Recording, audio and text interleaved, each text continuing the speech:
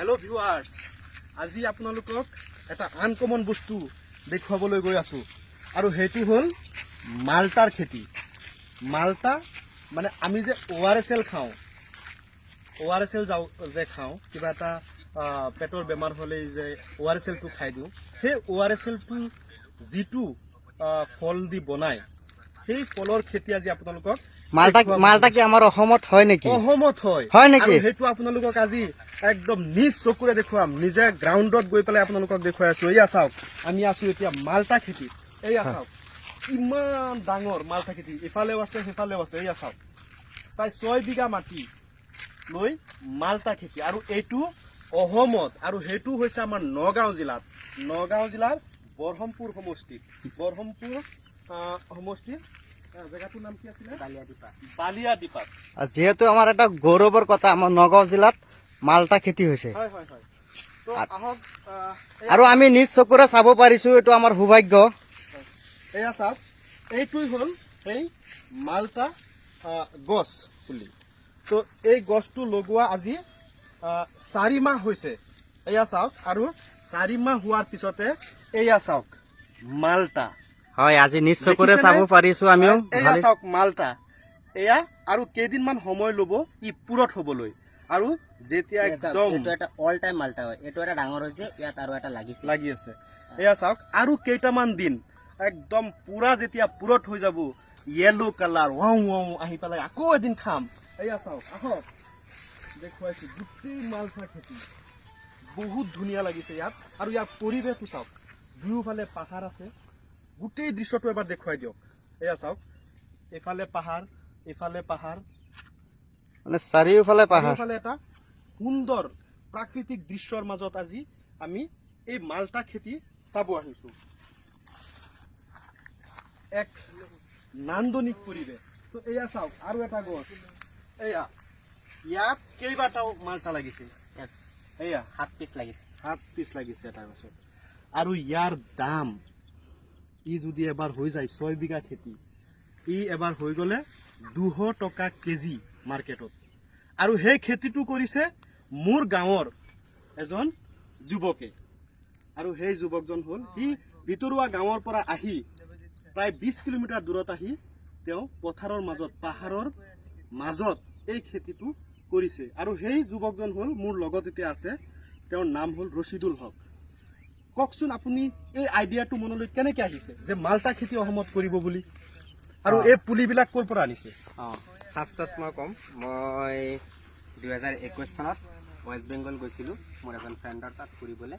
তাত গৈ তাহাঁতৰ নিজা মাল্টা বাৰী চাই মোৰ খুব ভাল লাগিছে। সিহঁতে মাল্টা খেতি কৰিছে, আৰু 1 বিঘা খেতিত যি পৰিমাণে সিহঁতে ইনকাম কৰিব পাৰিছে, সেয়া কৰি মোৰ বহুতে ভাল লাগিল। তাৰপাছত মই ভাবিলোঁ চাওঁচোন এইটো কৰিব পাৰোঁ নেকি। তো ইয়াৰ কাৰণে মাটি বিচাৰি আমি যোনটো মাটি পাইছোঁ, চিলেক্ট কৰিছোঁ, সেই মাটিটো মাল্টা হ'ব বুলি আমি নিশ্চিত হ'লোঁ। তাৰপিছত তাৰ পৰাই মানে কেনেকৈ কৰিব পৰা যায় চেষ্টা কৰি আহি আমি 23ৰ লাষ্টত, 24ৰ ফাৰ্ষ্টত, মানে আমি ডিচেম্বৰৰ ডিচেম্বৰত আমি মাল্টাটো পুলি আনিছোঁ ৱেষ্ট বেংগলৰ পৰা, আনি কৰিছোঁ। মোটামুটি গোটেইকেইটা পুলি মোৰ ভালে হৈছে, আৰু চবকেইটাতে মাল্টা লাগিছে। এনেকুৱা এটা লাগিছে যে এসময়ত মাল্টাই লাইফত কিবা এটা দি থৈ যাব। নিশ্চয়। মাল্টা চাই মই নিজেও ভবা নাছিলোঁ যে 4 মাহত মাল্টা খাব পৰা হ'ব। যিহেতু আপুনি নিশ্চয় খালে, মই আপোনাক দেখুৱাইছোঁ, খোৱাৰ ভিডিঅ'টো আপুনি নিশ্চয় লোৱা নাই, কিন্তু আমি মাল্টা খালোঁ। আপুনি কেনেকুৱা লাগিছে আপুনি কওক? বহুত, এই মানে এতিয়া পুৰঠ হোৱা নাই, এতিয়াই ইমান টেষ্ট খাই পেলাই কি ক'ম, আপোনালোকে সেই খালেহে সেই বস্তুটো অনুভৱ হ'ব, এনেকুৱা ইমান টেষ্ট। আৰু চাওক, এই মাল্টা গছৰ মাজে মাজে আকৌ এয়া চাওক বিলাহী, বেঙেনা, এয়া চাওক বেঙেনা পুলিও ৰৈছে। মাজে মাজে আমি তৰমুজৰ গছো পাইছোঁ, মানে ইয়াত বিভিন্ন ধৰণৰ জলকীয়া খেতি পাইছোঁ। তৰমুজটো আমাৰ কৰা হৈছিলে, যিহেতু তৰমুজ ৰমজান মাহত আমি টোটেলি বিক্ৰী কৰি শেষ কৰিলোঁ। ভালেমান তৰমুজ হৈছিলে, আৰু তৰমুজ খুবেই টেষ্টি হৈছে। যিহেতু পাহাৰীয়া মাটি, বালিয়া মাটি, তাত মানে গ্ৰেভেলছ আছে, গ্ৰেভেলছ থকা মাটিত যিকোনো বস্তু আপোনাৰ চুইট হয়। তৰমুজটো বহুত চুইট হৈছিলে। আৰু এয়া চাওঁ, এয়া আমাৰ মাল্টা মোটামুটি এইটো ছাইডত পুৰঠ হ'ব ধৰিছে। কেমেৰামেনক মই ৰিকুৱেষ্ট কৰিম ওচৰৰ পৰা দেখুৱাবৰ কাৰণে। এয়া পুৰঠ হৈছে, এয়া 7টা ৰাখিছোঁ। ইয়াত আছে 5টা, ইয়াত আছে 2টা, এই 7টা ৰাখিছোঁ। আৰু ইফালে চাওক ইয়াত হৈ আছে, এইটো এইখিনি জাষ্ট লাগিছে কি, যিহেতু এইটো অল টাইম হয়, গোটেই বছৰটো লাগি থাকিব, তেনেকৈ অল টাইম মাল্টা হয়। তো আপোনালোকে স্পেচিয়েলি সাজিব ভাইৰ ভিডিঅ'ত লাইক কমেণ্ট শ্বেয়াৰ কৰিব আৰু মোৰ কাৰণে দোৱা কৰিব, যাতে মই ফাৰ্ম বাৰীটো মই ভালকৈ চলাই নিব পাৰোঁ আৰু ইয়াৰ পৰা যাতে আশা কৰা মতে মই প্ৰফিট ল'ব পাৰোঁ। ইয়া আপোনালোকৰ ওচৰত মই কামনা কৰিছোঁ, আপোনালোকে মোৰ কাৰণে দোৱা কৰিব। তো বন্ধুসকল, এয়া আছিলে ৰচিদুল হক। তেওঁ অতি কম বয়সতে আৰু কৃষি কৰিও যে মানুহ স্বাৱলম্বী হ'ব পাৰে, ই এক নিদৰ্শন তেওঁ দাঙি ধৰিছে।